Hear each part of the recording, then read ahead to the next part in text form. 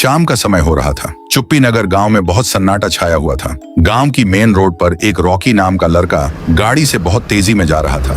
वो अमेरिका से अपने गांव चुप्पी नगर में घूमने आया था ताकि वो गांव की शांति का आनंद ले सके। कुछ ही देर में वो अपने पापा के दोस्त के घर पहुंचा। रॉकी अगले कुछ दिन अपने पापा के दोस्त, जिनका नाम था मल्लेश गोरू, उन्हीं के घर रुकने वाला था। वो रॉकी के रिश्ते में अंकल भी लगते थे। बेटा रॉकी, तुम इसी कमरे में सो जाओ। अब से कुछ दिनों तक यही तुम्हारा कमरा है। इतना बोलकर मल्लेश जी वहां से चले गए। रॉकी भी अपने अंकल की बात मानकर सो गया। देखते ही देखते रात के 12 बज गए। रॉकी अपने कमरे में गहरी नींद में सोया हुआ था। अचानक से रॉकी ने कुछ ऐसा सुना जिससे उसकी नींद खुल गई। असल में पूरे गांव के अंदर भेड़िया के रोने की आवाजें गूंज रही थीं। रॉकी अपना मूड फ्रेश करने के लिए बालकनी में गया और वहां से पूरे गांव को देखने लगा। अचानक उसकी नजर एक छोटे से घर पर गई। वो घर जल रहा था और उस छोटे से घर के अंदर से कभी भेड़िया के रोने की तो कभी इंसान के चिल्लाने की आवाजें गूंज रही थीं। और सबसे हैरान कर देने वाली बात यह थी कि पूरे गांव वालों को इस चीज से बिल्कुल फर्क नहीं पड़ रहा था।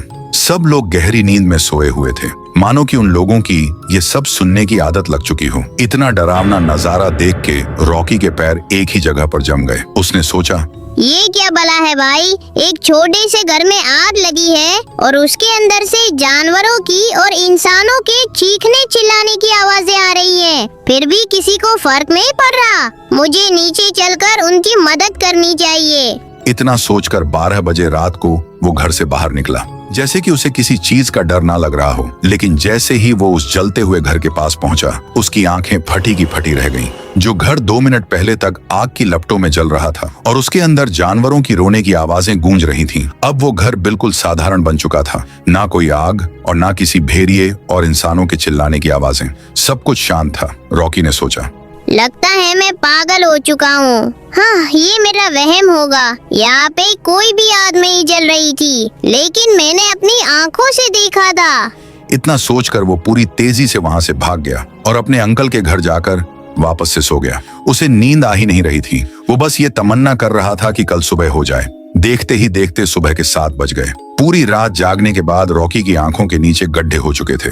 वो अपने अंकल के पास गया और रात में बीती हुई बात के बारे में पूछा, लेकिन रॉकी की बातें सुनकर मल्लेश गोरू जी की आंखें गुस्से से लाल हो गईं। सुनो रॉकी, दोबारा उस जलते हुए घर पे और जानवरों के रोने की आवाजें पर ध्यान बिल्कुल मत देना। ये तुम्हारे भलाई के लिए बोल रहा हूँ, नहीं तो क्या पता दोबारा मैं तुम्हें समझा पाऊँ या नहीं, क्योंकि इस बेवकूफी के चक्कर में तुम्हारी जान भी जा सकती है। अंकल, ये आप क्या बोल रहे हो? आखिर क्या रहस्य है उस जलते हुए घर का? प्लीज आप मुझे सब सच सच बताइए। बस दोबारा तुम्हारे मुंह से ये शब्द नहीं निकलना चाहिए, नहीं तो मेरा हाथ उठ जाएगा। अपने अंकल का ये क्रोध देखकर रॉकी बहुत परेशान हो गया। उसके मन के अंदर अब एक चुल मच गई थी कि किसी तरह उस जलते हुए घर का रहस्य जानना है। उस दिन दोपहर में रॉकी घर से बाहर निकला और पूरे गांव में घूमने लगा ताकि किसी समझदार और जानकार व्यक्ति से वो उस जलते हुए घर के बारे में जान पाए। कुछ देर तक गांव में घूमने के बाद वो थककर चुप्पी नगर गांव के खूबसूरत झरने के नीचे जाकर बैठ गया। अचानक रॉकी के पास एक बूढ़ा आदमी चलते हुए आया और धीमी आवाज में बोला, लड़के, मैं तुम्हें उस जलते हुए घर का राज बता सकता हूँ जिसकी खोज में तू घूम रहा है। उस बूढ़े की बातें सुनकर रॉकी को झटका लगा। चाचा जी, आप कौन हो और आपको कैसे पता चला कि मुझे उस जलते हुए घर का रहस्य जानना है? बेटा, जो भी इस गांव में नया आता है उसके भी मन में उस जलते हुए घर का रहस्य जानने की चुल मच जाती है। और तुम मुझे इस गांव में नए लग रहे हो, तुम्हें भी उस जलते हुए घर का रहस्य जानना है, तो मैं बताना शुरू करूं? हाँ हाँ जरूर, जल्दी बताइए। ठीक है बच्चे, तो मेरी बात गौर से सुनना।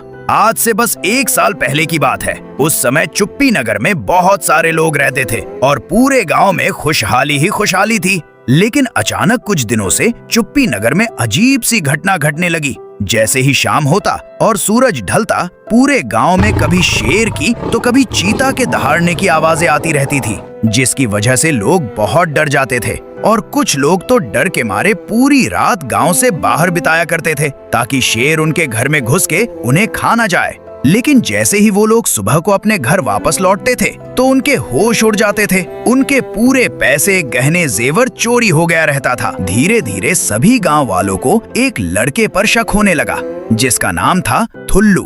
थुल्लू एक गरीब अनाथ लड़का था जो अपने एक छोटे से घर कुटिया में अकेला ही रहता था। ठुल्लू के पास भगवान की दी गई एक बहुत ही अनोखी हुनर थी। वो किसी भी जानवर या इंसान की आवाज निकाल सकता था। उसका काम भी यही था। हर रोज वो चुप्पी नगर गांव के चौराहे पे बैठकर सभी गांव वालों को अपना हुनर दिखाकर थोड़े बहुत पैसे कमाता था।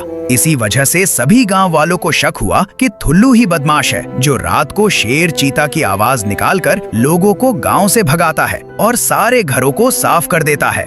दिन ब दिन गांव वालों का ये शक बढ़ता गया, लेकिन एक दिन गांव वालों का गुस्सा फूट गया।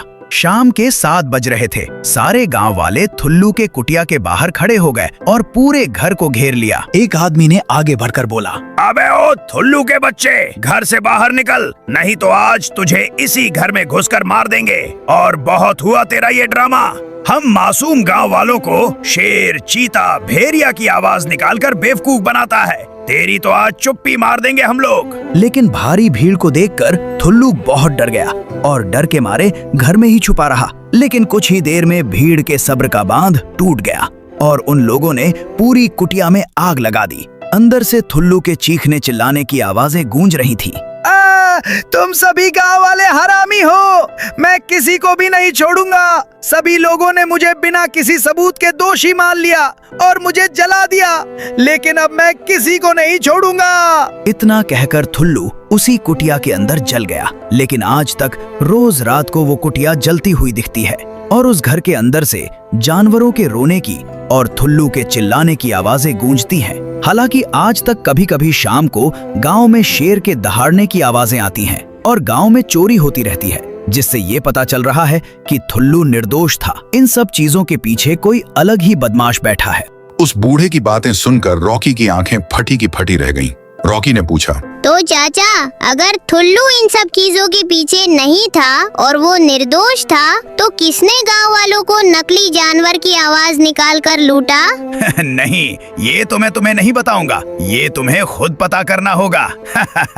रॉकी ने उस बूढ़े से बहुत पूछा, लेकिन वो बूढ़ा इंसान सच बताने से साफ इनकार कर दिया और वहां से चला गया। लेकिन जाते जाते उस बूढ़े ने रॉकी के लिए एक और सवाल छोड़ दिया कि आखिर सभी गांव वालों को जानवरों की आवाज से डराता कौन है। रॉकी चुपचाप अपने अंकल के घर चला गया। रात के 10 बज रहे थे। रॉकी अपने कमरे में सोने की कोशिश कर रहा था, लेकिन उसे नींद आ ही नहीं रही थी। अचानक रॉकी ने अपने अंकल मल्लेश गोरू के चिल्लाने की आवाजें सुनी। रॉकी तुरंत उठ गया और बालकनी से जाकर नीचे देखने लगा। उसने देखा कि उसके अंकल मल्लेश जी फोन पर बहुत गुस्से में बात कर रहे थे। एक काम का नहीं है तू। 10 दिन हो गए, लेकिन तुमने मेरा एक छोटा सा काम नहीं किया। क्या काम दिया था मैंने तुझे? बस यही ना कि मेरे लाउड स्पीकर को ठीक कर दे और उसकी आवाज को बहुत ज्यादा बढ़ा दे, ताकि जब मैं शाम को लाउड स्पीकर से जानवरों की आवाज निकलवाऊं तो वो आवाज पूरे गांव में अच्छे से गूंजे और सब लोग गांव से बाहर भागे। लेकिन नहीं, तेरे से इतना छोटा काम ना हो पाया। ऊपर से अब तो मेरे दोस्त का बेटा रॉकी भी हमारे घर पर रुका हुआ है। गलती से उसे कुछ पता नहीं चलनी चाहिए, नहीं तो अनर्थ हो जाएगा। बालकनी में खड़ा रॉकी ये सब सुनकर सन्न रह गया। उसे यकीन नहीं हो रहा था कि उसके अंकल ही वो चोर हैं जो पूरे गांव में नकली जानवरों की आवाज निकलवाते हैं और जिसकी वजह से एक बेकसूर ठुल्लू की जान चली गई। रॉकी चुपचाप अपने बिस्तर पे जाकर लेट गया और प्लान बनाने लगा कि अपने अंकल को रंगे हाथों कैसे पकड़े। देखते ही देखते बहुत दिन बीत गए। अब रॉकी कुछ ही दिनों में अमेरिका वापस लौटने वाला था, लेकिन वापस लौटने से पहले उसे किसी तरह अपने अंकल की पोल सभी गांव वालों के सामने खोलना था। लेकिन एक दिन की बात है, सूरज ढलने को आया था। रॉकी अपने कमरे की बालकनी में खड़ा होकर पूरे गांव को तार रहा था। तभी रॉकी के कानों में बाघ के दहाड़ने की आवाजें आने लगी।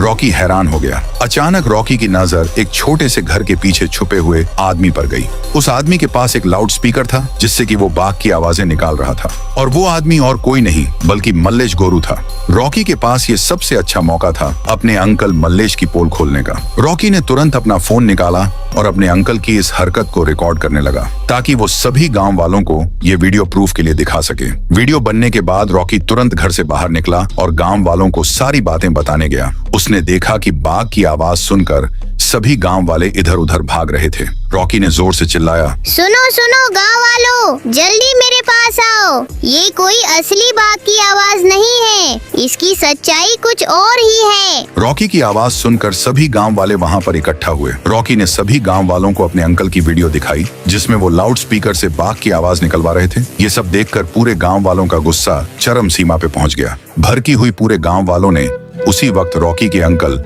मल्लेश गोरू के घर में आग लगा दिया। मल्लेश अपने घर के अंदर चोरों वाला कपड़ा पहन रहा था ताकि वो सभी गांव वालों के घर में चोरी कर सके, लेकिन आग की लपटों में जलकर मल्लेश गोरू उसी वक्त खत्म हो गया। सभी गांव वालों ने रॉकी का शुक्रिया अदा किया। रॉकी उसी रात चुप्पी नगर गांव से निकल गया और अमेरिका वापस चला गया। उस दिन के बाद चुप्पी नगर गांव में कभी भी ठुल्लू की कुटिया से जानवरों और इंसानों के रोने की आवाजें नहीं आती थी। इसका मतलब कि ठुल्लू की आत्मा को भी शांति मिल चुकी थी।